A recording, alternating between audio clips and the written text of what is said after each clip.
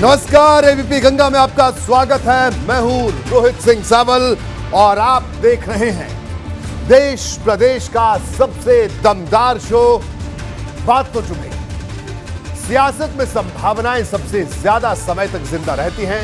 राजनीतिक दल तब तक अपने पत्ते नहीं खोलते जब तक उनका रास्ता पूरी तरह से साफ नहीं हो जाता। यह बात खास तौर पर तब लागू होती है जब जिक्र गठबंधन का होता है। आज सुभासपा के अध्यक्ष ओपी राजभर सुर्खियों में रहे। इसकी वजह वाराणसी का वो सर्किट हाउस रहा जहां 2 बार उनकी सीएम योगी से मुलाकात हुई। सूत्र बताते हैं कि ओपी राजभर ने पहले गुरुवार की शाम सीएम योगी से मुलाकात की और उसके बाद शुक्रवार की सुबह वो चाय पर चर्चा करने मुख्यमंत्री के पास पहुंच गए। इस चर्चा में 24 के चुनाव से लेकर गठबंधन जैसे मुद्दों पर बात हुई। वैसे भी समाजवादी पार्टी से सियासी रिश्ता खत्म होने के बाद ओपी राजभर नए साथी की तलाश में है जो संसद में उनकी पार्टी का खाता खुलवा सके। हालांकि भाजपा के साथ गठबंधन के सवालों पर ओपी राजभर ने कुछ नहीं कहा। हर बार की तरह इस बार भी उन्होंने सीएम योगी से मुलाकात की खबरों का खंडन किया। वो नहीं चाहते कि जब तक गठबंधन पूरी तरह से फाइनल ना हो जाए तब तक ऐसी खबरें सामने आए।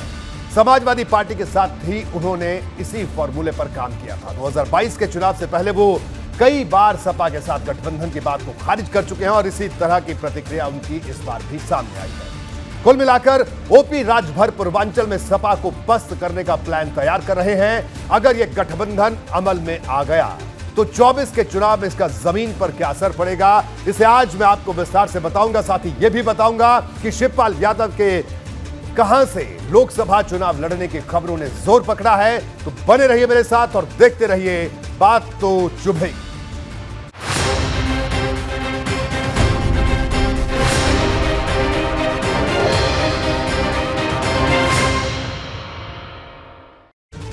ओपी राजभर अति पिछड़ों की राजनीति करते हैं। वो खुद को पूर्वांचल की राजनीति की धुरी मानते हैं। इसके पीछे वो 17 अति पिछड़ी जातियां हैं जिनकी आबादी 14% के करीब है, जबकि राजभर समाज की आबादी 1.5% से कम है। खास बात यह है कि पूर्वांचल के 10 जिलों में 13 सांसद चुने जाते हैं और इन 13 सांसदों को चुनने में यही जातियां अहम भूमिका अदा करती हैं। सपा से अलग होने के बाद राजभर की कोशिश भाजपा के साथ गठबंधन करने की है, जिसके संकेत कई बार दोनों तरफ से आ चुके हैं।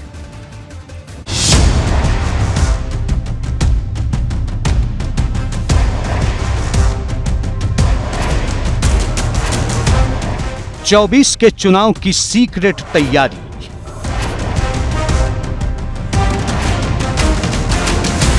आ गई सुभासपा के नए गठबंधन की बारी। ना हमारी मुख्यमंत्री जी से मुलाकात है ना कोई बात है। हमारी उनकी मुलाकात ही नहीं हुई तो फिर आधे घंटे और 10 मिनट की बात करता है। वाराणसी में राजभर की सीएम से चुनावी मुलाकात। गठबंधन के सवाल पर जलेबी वाली बात। मैं फिर कह रहा हूं कि हमारी कोई मुलाकात नहीं है, ना अभी हमारी किसी बीजेपी के नेता से गठबंधन के संबंध में कोई बात। आधे घंटे के संवाद में पूर्वांचल विजय का सूत्र। लोकतंत्र में मिलना मिलाना, शिष्टाचार भेंट, शिष्टाचार रूप से अपने कार्यों के बारे में सरकार को मिलना जुलना ही बना रहना चाहिए। और अच्छी बात है कि लोकतंत्र में संवाद पार्टियों के बीच में, लोगों के बीच में बना रहा है। लखनऊ की मीटिंग में गठबंधन पर लगेगी मुहर। और अगर वो आना चाहेंगे और शीर्ष नेतृत्व तो हमारा निर्णय करेगा उस पर, तो हम उसे फॉलो करेंगे। फायदा तो जो व्यक्ति हमारी विचारधारा से सहमत है और हमारे साथ आता है तो कुछ न कुछ फायदा तो होगा ही। समाजवादी पार्टी को पस्त करने का पूर्वांचल फॉर्मूला। देखिए, आएंगे नहीं आएंगे तो 2 दलों का बात है। 2 दल आपस में जो मिलते हैं तो उनके सब अपने होते हैं। तो राष्ट्रीय स्तर पर जो है इसका निर्णय हमारे यहाँ होता है। और यदि लेकिन वो आते हैं तो उसका उनको भी लाभ है और हम लोग। पूर्वांचल फतेह का राजभर प्लान। पिछड़े वोट पर तूफानी घमासान। भाजपा के कई ऐसे बड़े नेता हैं जिनके साथ ओपी राजभर की गहरी दोस्ती है, फिर चाहे वो डिप्टी सीएम ब्रजेश पाठक हो या फिर मंत्री दयाशंकर सिंह। कुछ दिन पहले जब ब्रजेश पाठक से गठबंधन को लेकर सवाल पूछा गया था, तब उन्होंने कहा था कि ओपी राजभर कहीं भी रहे, लेकिन लंबे समय में हमारे साथी हैं और हमारी मित्र मंडली में है। ब्रजेश पाठक का ये इशारा साफ था। लेकिन आज जैसे ही ओपी राजभर के सीएम योगी से मिलने की खबर आई, तो भाजपा के साथ उनके गठबंधन की खबरें और मजबूत हो गई। खबर तो यहां तक है कि ओपी राजभर को सीएम योगी ने लखनऊ में मुलाकात करने को कहा है। यानी अब जो कुछ भी होगा वो लखनऊ और दिल्ली से तय।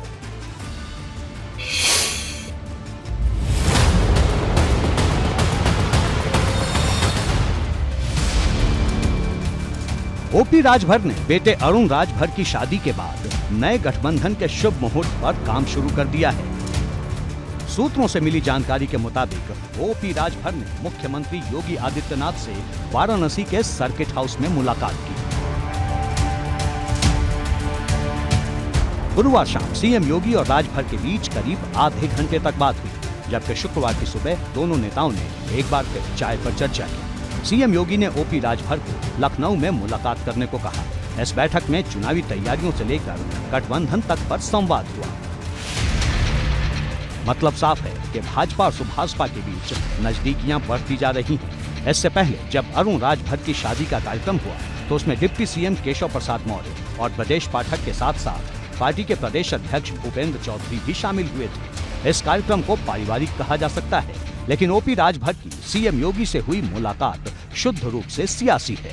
हालांकि इस मुलाकात पर ओपी राजभर ने गोलमोल जवाब देना ही बेहतर समझा। ना हमारी मुख्यमंत्री जी से मुलाकात है, ना कोई बात है।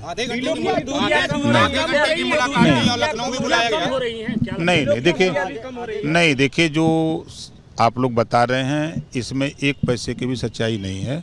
हमारी उनकी मुलाकात ही नहीं हुई तो फिर आधे घंटे और 10 मिनट की बात का कहा जाए। हमारी उनकी कोई मुलाकात नहीं, ना कोई बातचीत है। नहीं, आपके बेटे लगातार वो अब वो करते हैं, चाय पर भी आप लोग बैठे थे? नहीं ऐसा कुछ नहीं।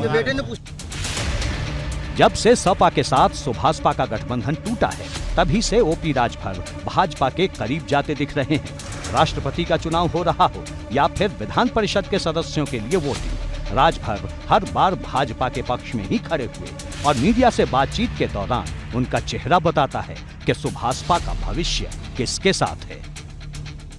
मैं फिर कह रहा हूं कि हमारी कोई मुलाकात नहीं है, ना अभी हमारी किसी बीजेपी के नेता से गठबंधन के संबंध में कोई बात है।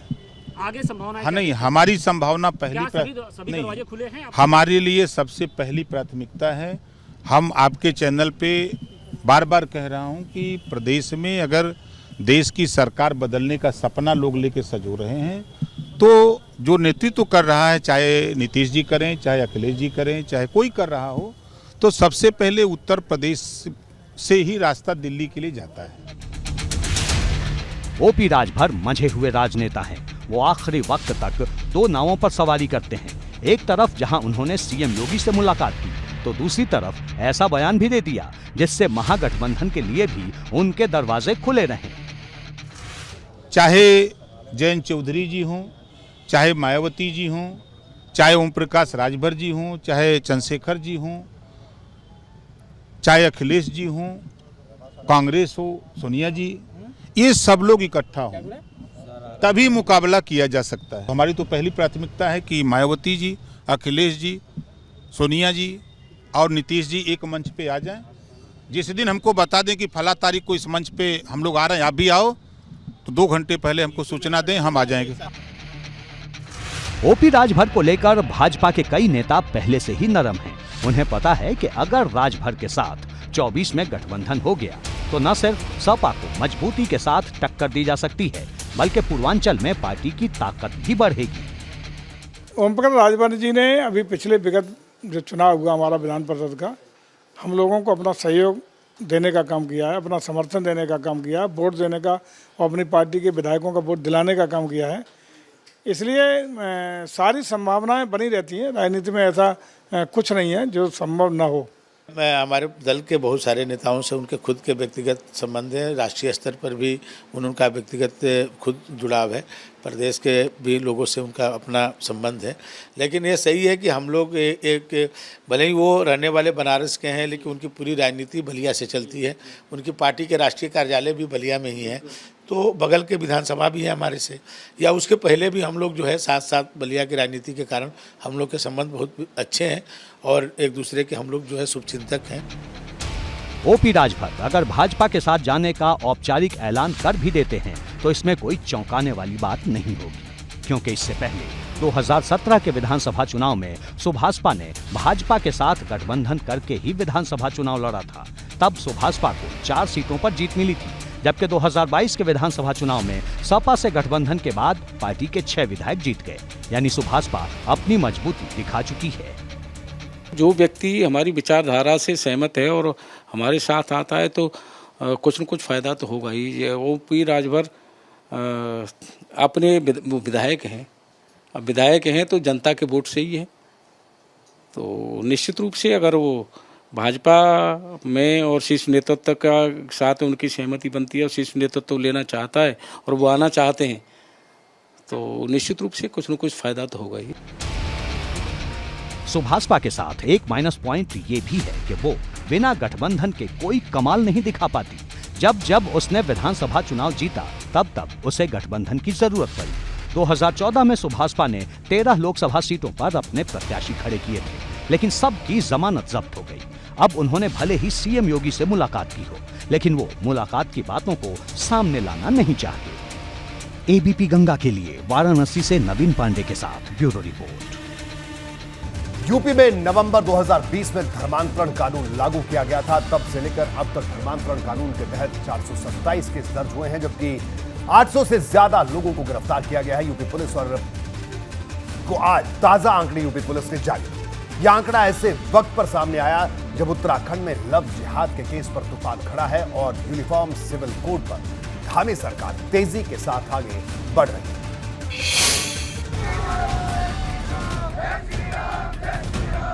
जब कथित लव जिहाद को लेकर उत्तराखंड से चुभने वाली तस्वीरें सामने आ रही हैं, कानून व्यवस्था को बनाए रखने के लिए पुलिस को मशक्कत करनी पड़ रही है और कर्नाटक की सिद्धारमैया सरकार ने धर्मांतरण कानून को रद्द कर दिया है। ऐसे में यूपी में लव जिहाद और धर्मांतरण से जुड़े मामलों में कार्रवाई के आंकड़े जारी कर योगी सरकार ने बड़ा संदेश दिया है।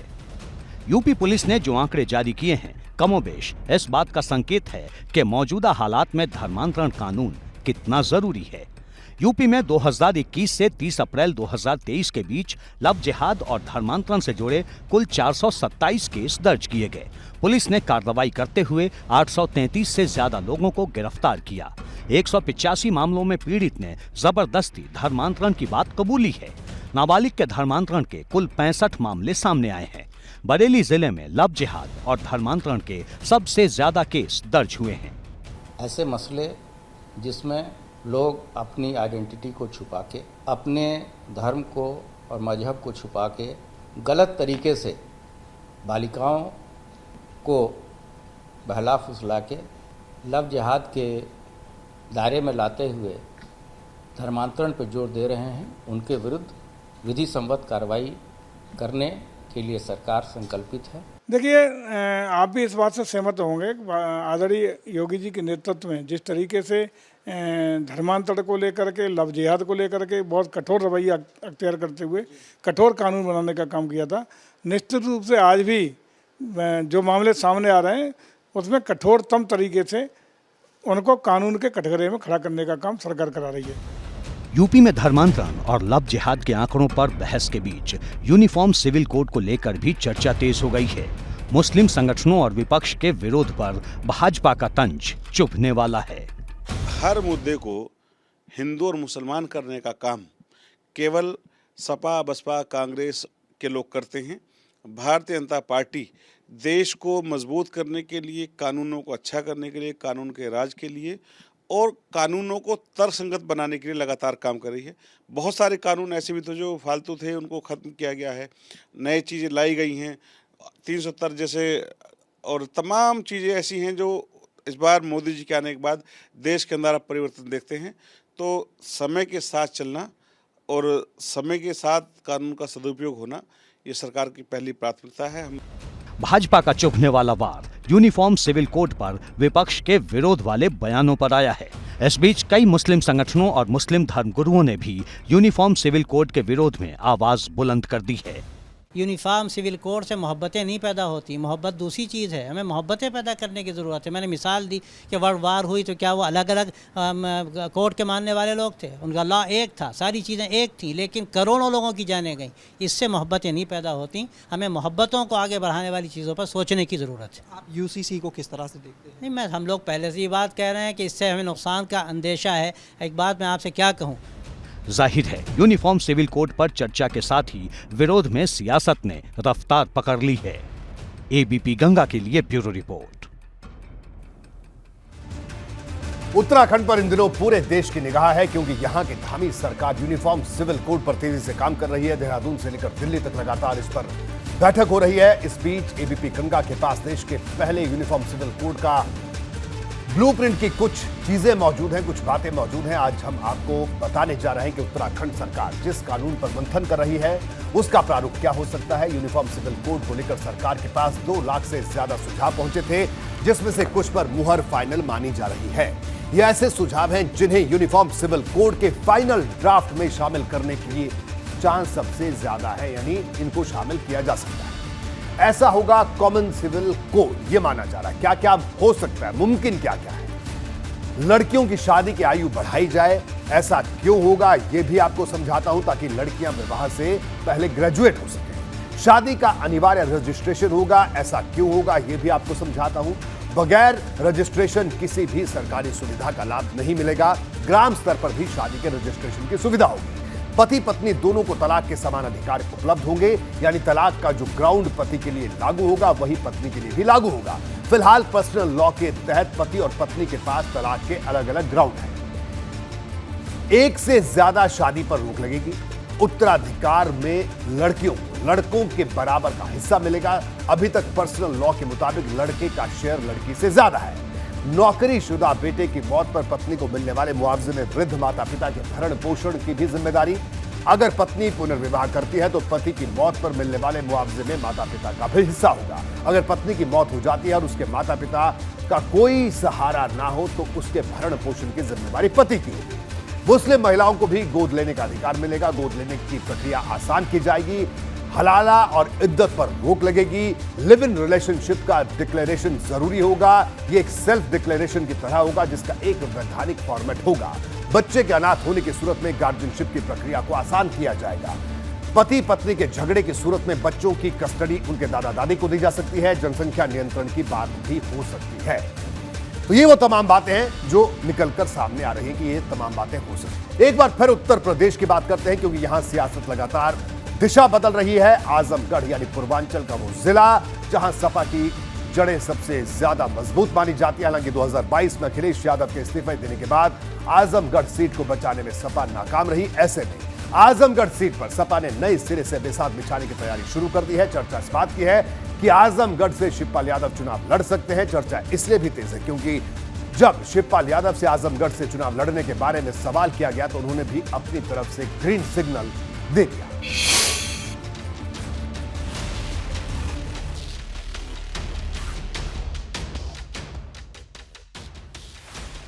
शिवपाल यादव का कद समाजवादी पार्टी में धीरे धीरे बढ़ता जा रहा है। पार्टी की प्रमुख बैठकों में उनकी मौजूदगी नजर आती है और प्रशिक्षण शिविर में उन्हें खास जिम्मेदारी दी जाती है। ऐसे में सवाल अब ये खड़ा हो रहा है कि क्या शिवपाल यादव लोकसभा का चुनाव भी लड़ने वाले हैं? दरअसल इस सवाल के पीछे शिवपाल का ही वो बयान है जो उन्होंने आजमगढ़ में दिया। आजमगढ़ पहुंचे शिवपाल ने कहा कि अगर पार्टी लोकसभा का चुनाव आजमगढ़ से लड़वाएगी तो वो पीछे नहीं हटेंगे। वो हमारा राष्ट्रीय नेतृत्व निर्णय लेगा। अब कोई न कोई तो चुनाव तो लड़ेगा ही, लेकिन ये फैसला हमारा राष्ट्रीय नेतृत्व लेगा। आप उसके लिए तैयार हैं? अब राष्ट्रीय नेतृत्व जो भी फैसला लेगा उसके लिए तो हम सब लोग तैयार हैं। आजमगढ़ सीट सपा ने 2019 में जीती तो थी, लेकिन जब अखिलेश ने विधायक बनने के बाद सांसद पद से इस्तीफा दिया तो उपचुनाव में भाजपा ने इस सीट पर कब्जा कर लिया। अब सपा 2024 में उपचुनाव की हार का बदला लेने की तैयारी में जुट गई है। शिवपाल ने ये भी दावा किया कि यूपी की सभी 80 सीटों पर साइकिल ही दौड़ेगी और सभी 75 जिलों में और सभी 80 लोकसभा सीटों पर संगठन को मजबूत करेंगे। और समाजवादी पार्टी का पूरा प्रयास है कि उत्तर प्रदेश से भारतीय जनता पार्टी को पूरी तरह से हराए। फिलहाल सवाल 80 सीटों का नहीं, सवाल तो अब आजमगढ़ का है, क्योंकि आजमगढ़ से पहले मुलायम सिंह यादव सांसद थे, फिर अखिलेश यादव ने मोर्चा संभाला और जब अखिलेश ने सीट छोड़ी तो धर्मेंद्र यादव को आजमगढ़ का प्रतिनिधि बनाने की कोशिश हुई। हालांकि इस कोशिश में समाजवादी पार्टी फेल हो गई। अब चर्चा है कि शिवपाल यादव मुलायम की सीट का प्रतिनिधित्व कर सकते हैं। जैसे मैंने कहा, शिवपाल जी पार्टी के बड़े नेता हैं। अब उनकी सोच के पीछे कोई ना कोई कारण होगा और शिवपाल जी जब चाहेंगे तो मैं समझता हूं कि राष्ट्रीय नेतृत्व, माननीय राष्ट्रीय अध्यक्ष जी अखिलेश जी और उनमें आज की तारीख में अब तो कोई आपस में ऐसी बात नहीं है। उनका मान सम्मान रखते हुए जहां से वो चाहेंगे वहां से मैं समझता हूं उनका मान सम्मान रखेंगे। वैसे ये तय माननीय राष्ट्रीय अध्यक्ष जी को करना कि किस नेता को कहां से लड़ाना। आजमगढ़ से शिवपाल यादव के चुनाव लड़ने की चर्चा बेवजह नहीं हो सकती, क्योंकि कहीं न कहीं अखिलेश यादव आजमगढ़ को बड़ा संदेश देना चाहते हैं। जिस तरह उन्होंने मैनपुरी में मुलायम सिंह यादव की बहू डिम्पल को चुनाव लड़वाया, उसी तरह आजमगढ़ में मुलायम के छोटे भाई शिवपाल को भी चुनाव लड़वा सकते हैं, क्योंकि मैनपुरी हो या फिर आजमगढ़, दोनों जगहों से मुलायम सिंह यादव चुनाव जीतते रहे हैं। लेकिन कांग्रेस को ऐतराज इस बात पर है कि अभी तक महागठबंधन की पिक्चर साफ नहीं है और सपा सीट को लेकर अपना दावा ठोकने लगी है। गठबंधन बनता है, उनकी पार्टी उस दिशा में क्या सोचती है, किस पे किसको लड़ाना है, उनकी पार्टी का मामला है। लेकिन हम यही चाहते हैं कि जो लोग तैयारी कर रहे हैं उन्हें करना चाहिए, कोई दिक्कत नहीं है, लेकिन अभी अपनी सीटें फिक्स नहीं करनी, इससे बचना चाहिए। कौन कहाँ से लड़ेगा ये गठबंधन के बाद चीज़ें साफ हो जाएंगी। भाई कोई किस पार्टी को कितनी सीटें मिलती हैं, कौन किस जगह से लड़ेगा वो उसकी पार्टी तरेगी। शिवपाल जी एक बड़े नेता हैं, उनका सम्मान करते हैं। समाजवादी पार्टी के साथ लगातार इस बात को लेकर कोशिशें हो रही हैं कि हमको एक ऐसा प्लेटफॉर्म तैयार करना है जो भारतीय जनता पार्टी को सत्ता से बाहर करे। और महागठबंधन अगर हो भी जाता है तो आजमगढ़ से सपा का लड़ना करीब करीब तय है। लेकिन सवाल है कि अगर शिवपाल यादव आजमगढ़ से लड़ेंगे तो धर्मेंद्र यादव कहां से लड़ेंगे, और अगर शिवपाल यादव आजमगढ़ से लड़ेंगे तो फिर अखिलेश कहां जाएंगे। एबीपी गंगा के लिए ब्यूरो रिपोर्ट। मेरठ में समाजवादी पार्टी के भीतर जो गुटबाजी चल रही है उसकी टेंशन लखनऊ तक है। दरअसल यहां पार्टी ने जिसे जिला अध्यक्ष बनाया है वो शिवपाल यादव के करीबी माने जाते हैं और गुटबाजी की खबर इस वजह से सामने आई क्योंकि जब वो पदभार संभालने पार्टी दफ्तर पहुंचे तो मेरठ से सपा का कोई भी विधायक वहां मौजूद नहीं था। इससे पहले जब जयवीर सिंह ने मेरठ में जिला अध्यक्ष का पद छोड़ा तब भी गुटबाजी को ही कारण बताया गया था। यानी मेरठ में अखिलेश यादव के लिए परेशानी धीरे धीरे विकराल रूप लेती जा रही है।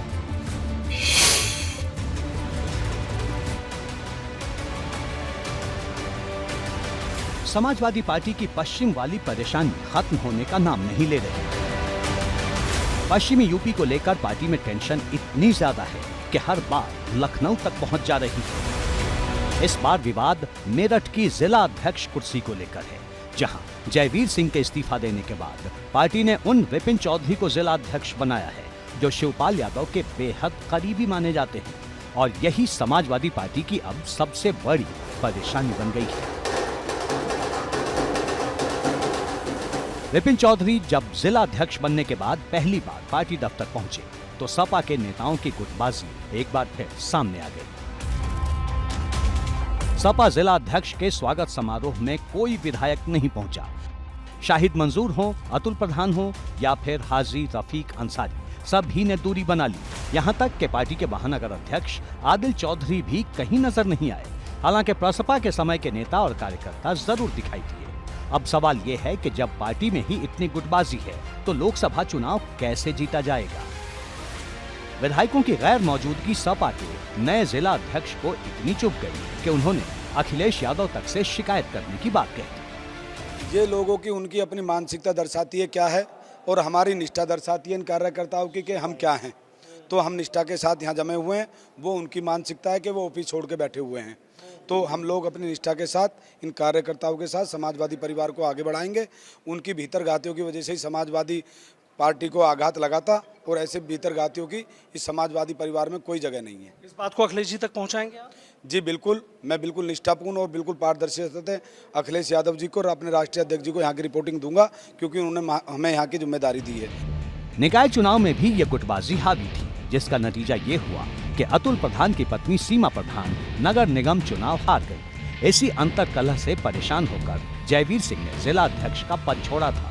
नए जिला अध्यक्ष के आने पर गुटबाजी की वही तस्वीर दिखाई दी कि कुर्सियां भरने के लिए नेताओं और कार्यकर्ताओं की जगह बाउंसर्स बिठाने पड़े।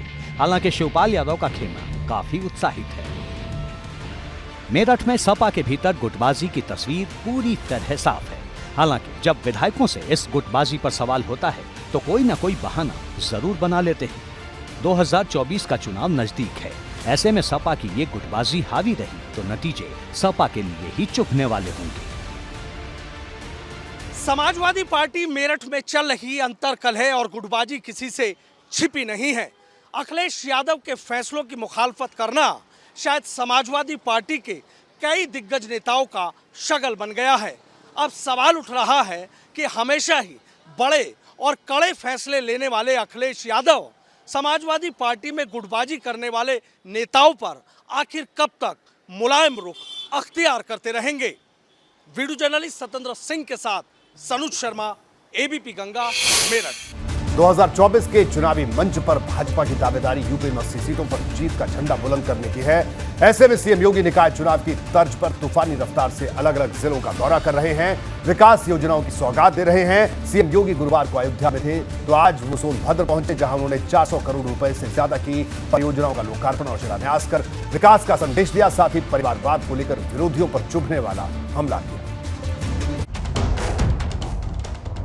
सोनभद्र दौरे पर पहुंचे सीएम योगी ने 414 करोड़ की लागत वाली 217 परियोजनाओं की सौगात देकर लोगों का दिल जीतने की कोशिश की।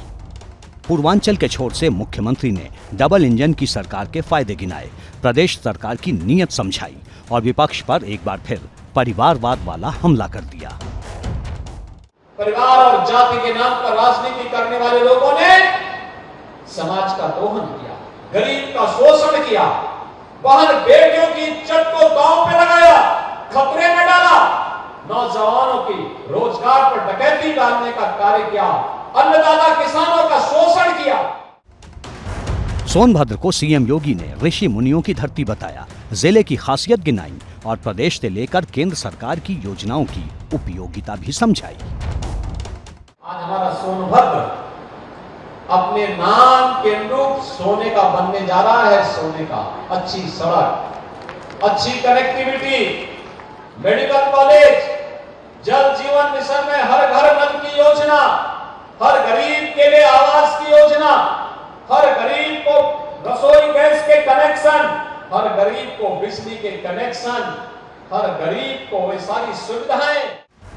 सोनभद्र में पिछड़े और अति पिछड़े समाज के साथ आदिवासी समाज की गिनती भी काफी ज्यादा है। ऐसे में सीएम योगी ने 11,000 से ज्यादा आदिवासी परिवारों को वनाधिकार का पट्टा देने का वादा किया। दावा किया कि जो सुविधाएं बीते कुछ सालों से मिल रही हैं, वैसी सुविधा 50 से 55 साल तक शासन करने वालों ने नहीं दी। मैं एक टारगेट देने जा रहा हूं यहाँ के जिला प्रशासन को कि जो लोग वनाधिकार का पट्टा नहीं प्राप्त किए हैं, ऐसे 11,000 से अधिक लोगों को अगले 1 महीने के अंदर वनाधिकार का पट्टा उपलब्ध करवाने के लिए कैंप लगा करके उसको देने का कार्य करवा लिया। आज हमने जो 417 करोड़ रुपए की परियोजनाओं का शिलान्यास और लोकार्पण किया है, इनमें से यहाँ के विद्यालयों को तकनीक के साथ जोड़ने के कार्यक्रम भी इसमें शामिल है। सीएम योगी ने सोनभद्र को सोने की चिड़िया बनाने का दावा किया और विपक्ष पर कई चुभने वाले हमले किए। साफ है 24 का चुनाव नजदीक है और सीएम योगी किसी भी क्षेत्र को अपनी पहुंच से दूर रखना नहीं चाहते। एबीपी गंगा के लिए ब्यूरो रिपोर्ट। रामपुर शहर के घरों से निकलने वाले गंदे पानी की निकासी और ट्रीटमेंट के लिए जिस सीवर योजना की शुरुआत सपा सरकार में हुई थी वो अब विवादों के घेरे में है। इस योजना का लोकार्पण आजम खान ने किया था, लेकिन इस मामले में अब आजम खान की मुसीबत बढ़ सकती है, क्योंकि इस मामले में भाजपा विधायक आकाश सक्सेना ने कुछ गंभीर आरोप लगाए हैं और सीएम योगी से शिकायत कर दोषियों पर कार्रवाई की मांग की है।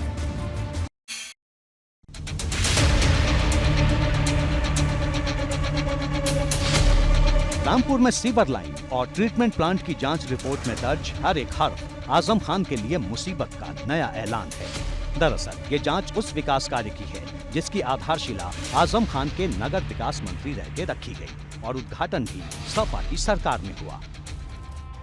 145 करोड़ की लागत से रामपुर में सीवर बिछाने का काम किया गया। घरों से निकलने वाले गंदे पानी को ट्रीट करने के लिए 3 ट्रीटमेंट प्लांट बनाए गए।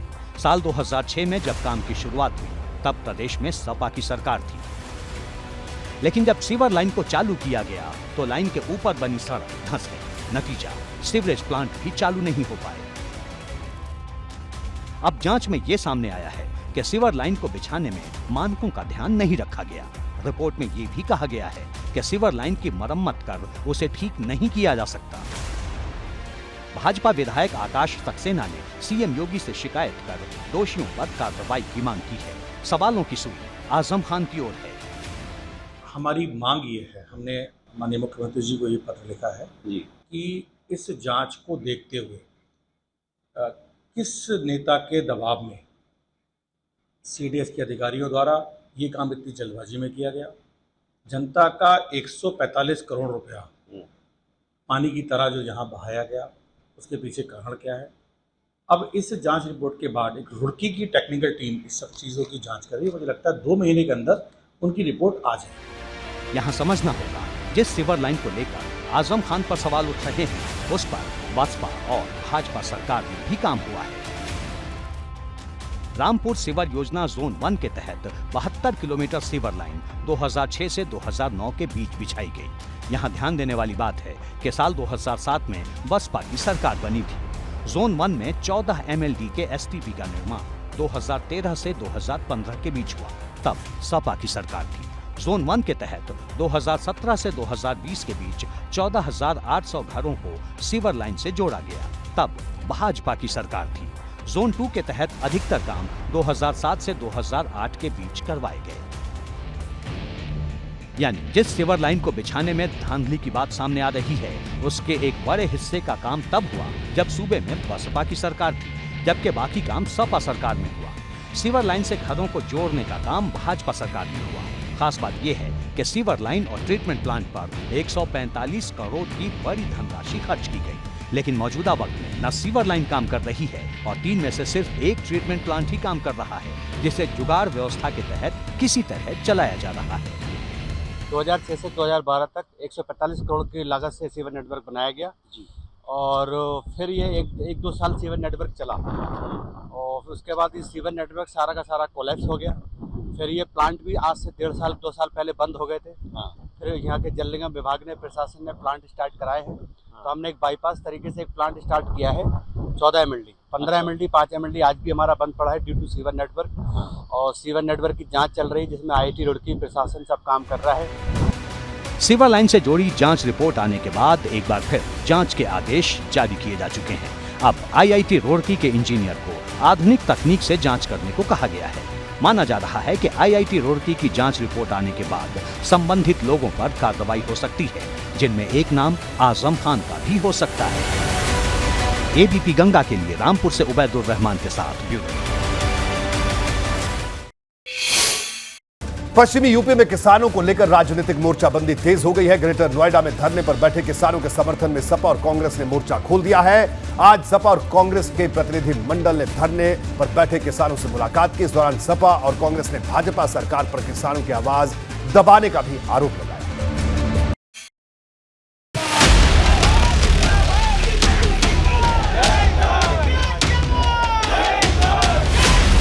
नोएडा से ग्रेटर नोएडा तक किसानों की गोलबंदी की ये वो तस्वीर है जिसने सियासी पारा चढ़ा दिया है। वैसे तो पिछले 23 अप्रैल से ग्रेटर नोएडा अथॉरिटी के ऑफिस पर किसान धरने पर हैं, लेकिन अब राजनीतिक हलचल भी तेज हो गई है। किसानों के समर्थन में समाजवादी पार्टी ने भाजपा सरकार के खिलाफ मोर्चा खोल दिया है। पूर्व सांसद हरेंद्र मलिक, सपा विधायक अतुल प्रधान और सचिव यादव के नेतृत्व में सपा का 12 सदस्यीय प्रतिनिधिमंडल किसानों से मिला। इस मौके पर सपा विधायक अतुल प्रधान ने भाजपा सरकार पर चुभने वाला हमला बोला। सीधा कहना है, जो किसानों का आंदोलन है उनकी मांगों को लेकर है, उनकी मांगों को लेकर हम लोग यहाँ पर उनके सहयोग के लिए आए हैं। माननीय राष्ट्रीय अध्यक्ष अखिलेश यादव जी ने प्रतिमंडल 12 सदस्य भेजा है। हम विधायक लोग, जिलाध्यक्ष, महानगर अध्यक्ष वहाँ पर जा रहे हैं। अगर बात नहीं मानेंगे तो निश्चित रूप से आंदोलन बढ़ेगा। अभी महापंचायत का ऐलान हम लोग करेंगे सब लोगों की सहमति से बात करके, और इसके बाद में आंदोलन बढ़ा होगा और कोशिश करेंगे कि माननीय राष्ट्रीय अध्यक्ष जी को पूरी चीज बताकर, इस डेलीगेशन से अवगत कराकर तब यहाँ पर उनको भी लेकर। माना जा रहा है कि अगले कुछ दिनों में किसानों को लेकर सियासत की रफ्तार और तेज हो सकती है। खबर है कि 1 से 2 दिन में अखिलेश यादव खुद किसानों से मुलाकात कर सकते हैं। हालांकि सपा की ओर से अभी तक इसकी पुष्टि नहीं की गई है। इस बीच किसानों को लेकर आए शिवपाल यादव के बयान ने बड़े सियासी घमासान के संकेत दे दिए हैं। तड़प रहे, सभी तड़प रहे, किसान तड़प रहा है। इस समय नहरों में पानी नहीं, ट्यूबवेल चल नहीं पा रहे हैं, ये भी दिक्कतें हैं। अस्पतालों में आप खुद ही बता रहे हो कि बिजली नहीं है, मरीज तड़प रहे, दवाएं हैं नहीं, इनके पास दवाएं हैं नहीं, और स्वास्थ्य मंत्री अपना ढिढोरा पीट रहे हैं। धरना प्रदर्शन कर रहे किसानों की मांग है कि भूमि अधिग्रहण के बदले उन्हें 10% विकसित प्लॉट दिए जाएं। इसके अलावा आबादी की जगह पर रहने की व्यवस्था की जाए। किसानों की इन मांगों पर पिछले 50 दिनों से अथॉरिटी की ओर से कोई संतोषजनक जवाब नहीं आया है। ऐसे में टकराव की स्थिति बनती दिख रही है।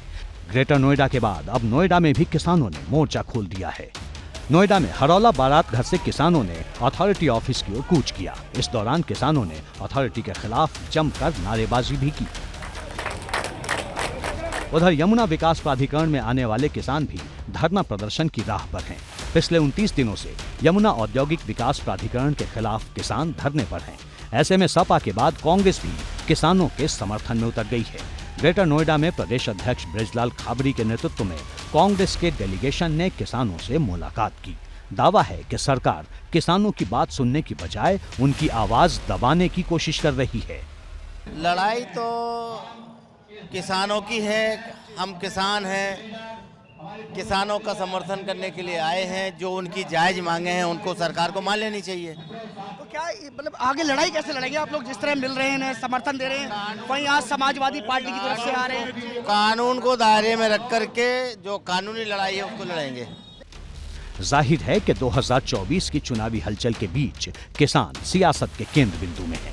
माना जा रहा है कि धरना प्रदर्शन कर रहे किसानों की मांगों को जल्द नहीं सुना गया तो सियासत का पारा और चढ़ सकता है।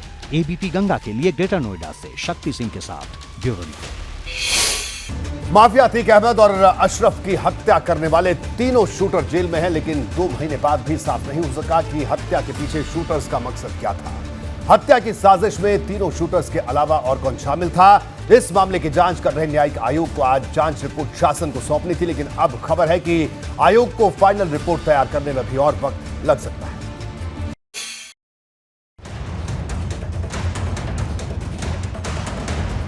माफिया अतीक और अशरफ की हत्या की साजिश में कौन कौन शामिल थे, किसके इशारे पर हत्या की गई और हथियारों के साथ शूटर पुलिस की नजर से बचकर कैसे कॉलविन हॉस्पिटल तक पहुंचे। ऐसे कई सवालों के जवाब तलाश रहे न्यायिक आयोग की जांच हत्या के 2 महीने बाद भी पूरी नहीं हो पाई है। आयोग को शुक्रवार को रिपोर्ट सौंपनी थी, लेकिन अब वो जानकारी निकलकर सामने आई है जिसके मुताबिक आयोग को फाइनल रिपोर्ट तैयार करने में अभी 15 से 20 दिन और लग सकते हैं। बताया जा रहा है कि 18 जून को कुछ और लोगों के बयान न्यायिक आयोग दर्ज करेगा। सूत्रों के मुताबिक 18 जून को लखनऊ में आयोग के सदस्यों की बैठक होगी। बैठक में रिपोर्ट दाखिल करने के लिए सरकार से मोहलत मांगी जा सकती है। 18 जून को जब बयान दर्ज करने की प्रक्रिया पूरी हो जाएगी, उसके बाद पांचों सदस्य लखनऊ में बैठेंगे, आपस में बैठक करेंगे। लखनऊ स्थित कैंप कार्यालय में जो आयोग का दफ्तर बना हुआ है, कैंप कार्यालय बनाया गया है, वहां पर आयोग के सदस्यों की शाम के वक्त बैठक होगी। उस बैठक में यह तय किया जाएगा कि सरकार से कितने दिनों की मोहलत मांगी जानी है, यानी जाँच कितने दिनों में पूरी हो जाएगी और सरकार को रिपोर्ट कब सौंपी जाएगी। वैसे जो हमारे पास जानकारी है उसके मुताबिक पेपर वर्क पूरा होने में 10 से 12 दिनों का वक्त लग सकता है, लेकिन औपचारिक तौर पर इसका ऐलान 18 जून को ही होगा। सूत्रों के मुताबिक आयोग किसी ठोस नतीजे पर नहीं पहुंचा है और अब तक जो जानकारी न्यायिक आयोग ने हासिल की है उससे ये भी साफ नहीं कि माफिया अतीक की हत्या के पीछे शूटर का मोटिव क्या था। माना जा रहा है कि न्यायिक आयोग शूटरों के बयान को आधार बनाकर ही रिपोर्ट दाखिल कर सकती है। उम्मीद ये जताई जा रही है कि आयोग की टीम 25 जून के बाद कभी भी अपनी रिपोर्ट सरकार को दाखिल कर सकती है। वैसे जानकारी ये भी मिली हुई है कि आयोग की टीम हत्या के मोटिव को लेकर, यानी माफिया ब्रदर्स को मौत के घाट क्यों उतारा गया, इस बारे में बहुत ज़्यादा पुख्ता तौर पर संतुष्ट नहीं हो पाई है। ऐसे में उसे अब जो शूटरों का बयान है उसी को आधार बनाना होगा और हमारे पास जो जानकारी है उसके मुताबिक शूटरों के बयान के आधार पर ही आयोग की जो टीम है वो अपनी रिपोर्ट तैयार कर रही है। रिपोर्ट तैयार करने का काम शुरू भी किया जा चुका है। वैसे इस पूरे मामले में जांच के लिए जो यूपी पुलिस की एसआईटी गठित की गई थी उसे चार्जशीट भी कोर्ट में दाखिल करना है। वहीं अतीक अहमद की काली कमाई को सफेद करने वालों पर ईडी का शिकंजा लगातार कस रहा है। ईडी की ओर से माफिया के करीबी बिल्डर्स और चार्टर्ड अकाउंटेंट के ठिकाने खंगाले जा रहे हैं। दरअसल 2 बिल्डर और 3 चार्टर अकाउंटेंट के ठिकानों पर छापेमारी से अतीक की काली कमाई के निवेश के सबूत मिले हैं। दिल्ली हो, प्रयागराज हो, लगातार जांच एजेंसियों को जो नाम मिल रहे हैं रियल एस्टेट कारोबारियों के, इसके अलावा 3 सीए भी हैं जिनके माध्यम से अतीक अहमद की जो काली कमाई है उसको निवेश किया गया, अलग अलग जगहों पर उसे खपाया गया है। दिल्ली के कारोबारी हैं, प्रयागराज के रियल एस्टेट के कारोबारी हैं, इनके खिलाफ ईडी ने छापेमारी की है, इनके ठिकानों पर छापेमारी की है, दस्तावेज मिले हैं, कुछ इलेक्ट्रिक सबूत मिले हैं और कोशिश ईडी की यही है कि जो लोग थे जिन्होंने अतीक अहमद ने जो अकूत संपत्ति बनाई, जो पैसा बनाया, उसे कहां कहां निवेश किया, इन सारी चीज़ों की जानकारी ईडी लगातार जुटा रही है। सूत्रों के मुताबिक ईडी को जानकारी मिली है कि दिल्ली के कई कारोबारियों के व्यापार में माफिया की कमाई को इन्वेस्ट किया गया है। ईडी ने दिल्ली के कई कारोबारियों के ठिकानों पर भी छापेमारी की कार्रवाई की है। रियल एस्टेट कारोबारी अमित गोयल और अतुल द्विवेदी पर कार्रवाई की गई है। माना जा रहा है कि माफिया की काली कमाई को लेकर जल्द ही कोई बड़ा खुलासा हो सकता है। एबीपी गंगा के लिए प्रयागराज से मोहम्मद मोइन और लखनऊ से अनुभव शुक्ला के साथ ब्यूरो रिपोर्ट।